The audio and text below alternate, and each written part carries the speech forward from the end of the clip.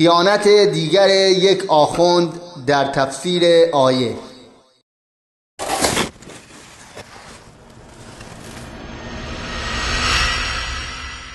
ام یحسدون الناس علی ما آتاهم من فضله. پس بنابراین در هم کتب تفسیری و هم کتب روایی شیعه و اهل سنت روایت شده است که منظور از ناس در این آیه پیامبر و علی علیه السلام هست و اینها بودند که مورد حسادت قرار می گرفتن که چرا خدا امامت رو به علی داده، چرا خدا ولایت رو به علی داده، چرا نبوت رو به رسول خدا داده.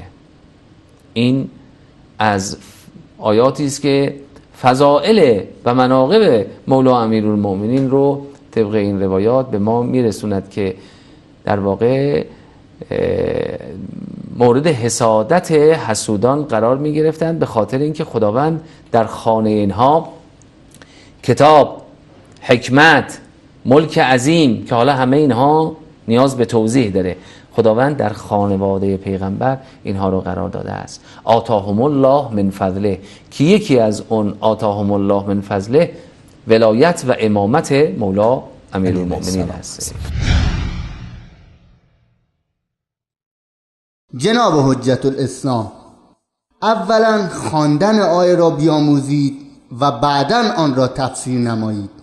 آیه چنین است: ام یحسدون الناس علی ما آتاهم الله من فضله، یا به آنان که الله از فضل و کرمش به آنان بخشیده حسادت می‌ورزند. ثانیاً وقتی که آیه ای را تفسیر می نمایید سیاق و سباق را در نظر گیرید. سیاق و سباق این آیه در مورد اهل کتاب و علل خصوص یهود است. پس حاسدین یهودیان بودند، نه مسلمانان عرب که مد نظر شماست.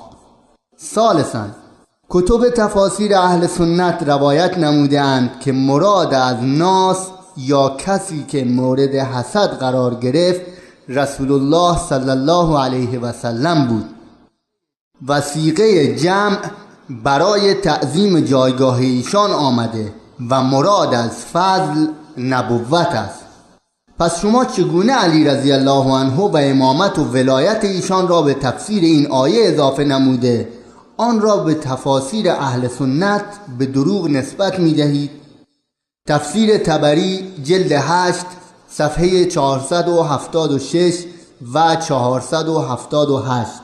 تفسیر رازی جلد 10 صفحه 104، تفسیر قرطبی جلد 5 صفحه 251، تفسیر ابن کثیر جلد 2 صفحه 336. حتی در کتب تفاسیر معتمد شیعه چنین تفسیری هم وجود ندارد، بلکه مفسرین معتمد شیعه روایت نموده اند که مراد از ناس در این آیه رسول الله صلی الله علیه و سلم و مراد از فضل نبوت است. گرچه بعضی روایات دال بر این است که مراد از ناس خاندان نبوت است، ولی نامی از علی رضی الله عنه و ولایت و امامت ایشان نبرده اند.